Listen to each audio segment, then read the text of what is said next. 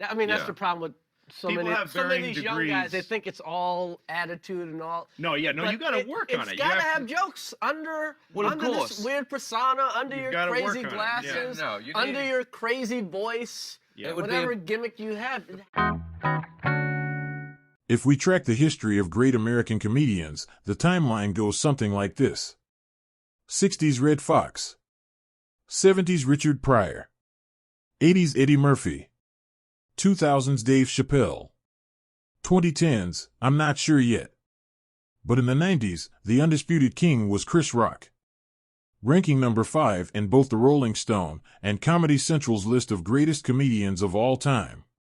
And what all these comedians have in common is not just their charisma, their joke writing ability, and their success.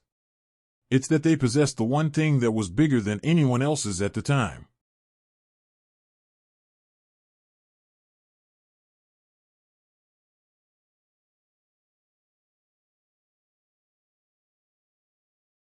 Rock made his national television debut aged 22, and right from the beginning he didn't give a you-know-what.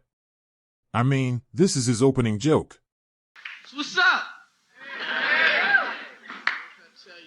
I was driving down the street, saw a prostitute, asked her how much. She said, $300, I'll do anything you want. I said, bitch, paint my house.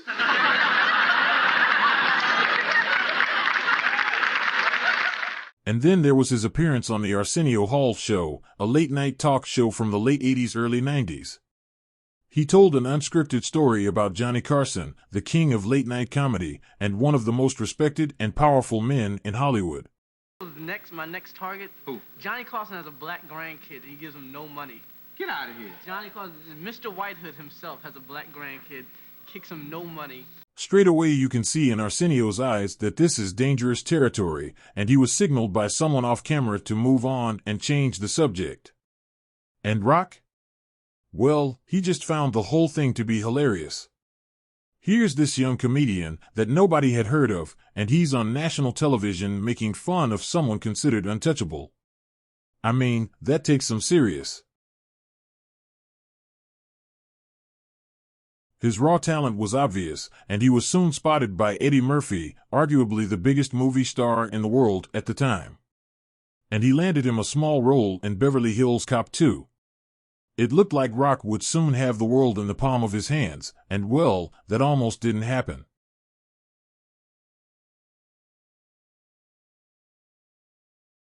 The 90s didn't get off to the best start.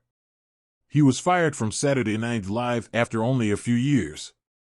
He then became a special guest on another sketch show, which was then canceled the month after he arrived.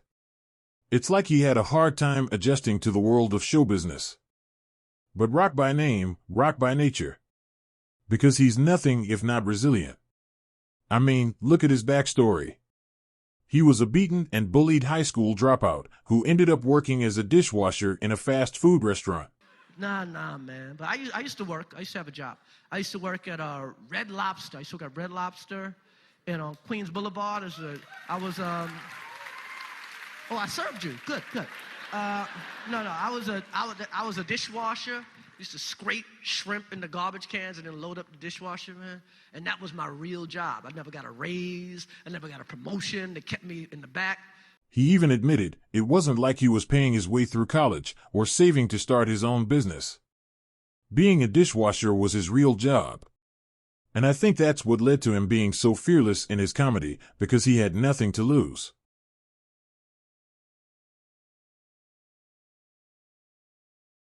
Toughness, that's what it comes down to. In 1996, he released his second HBO special, one that would firmly establish him as the hottest star in the world of stand-up. And what did he call it? Bring the Pain. It can't be understated how seismic this show was to the world of stand-up. It was a critical and commercial smash. It earned him 2 Emmy Awards, plus a Grammy. Easily the most notorious part of the show was the N-word versus black people routine. I mean, obviously I can't go through it word by word.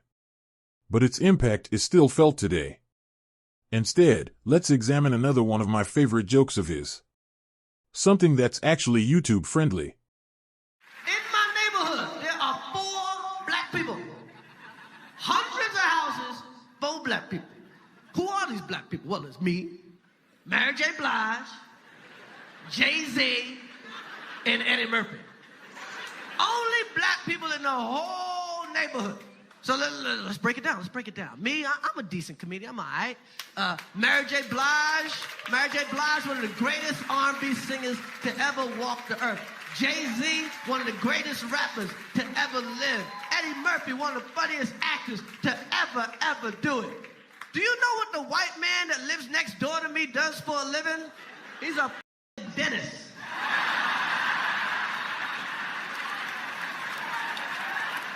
He ain't the best dentist in the world. He ain't going to the Dental Hall of Fame. He don't get plaques for getting rid of plaque. He's just a yank your tooth out dentist. See, the black man gotta fly to get something that the white man could walk to. One of the first rules of comedy is to get to the punchline with as few words as possible. But look how long the premise and setup is. This is what makes this so funny, as he makes it absolutely clear that the four black people are amongst the best ever at what they do. That's what makes the comparison to a regular old dentist so funny.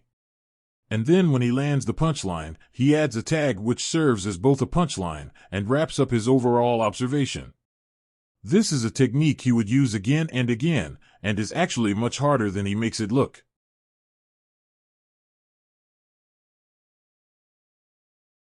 So what is his legacy? Even though at the time of writing, he's still in his 50s, I'm still going to talk about it. He's a TV star, a movie star, a Broadway star, an Emmy winner, a Grammy winner, star on the Hollywood Walk of Fame. He's also hosted the Oscars on multiple occasions. And yeah, well, there was this thing. The most notorious incident in the history of the Academy Awards. So that's kind of a legacy, I guess. But it's sad, as his career is worth so much more than something that happened in the heat of the moment. Because his stand-up comedy is up there with the greatest of all time. People like Dave Chappelle, Kevin Hart, and Trevor Noah count him as one of their key influences. So rock on, Chris. Rock on.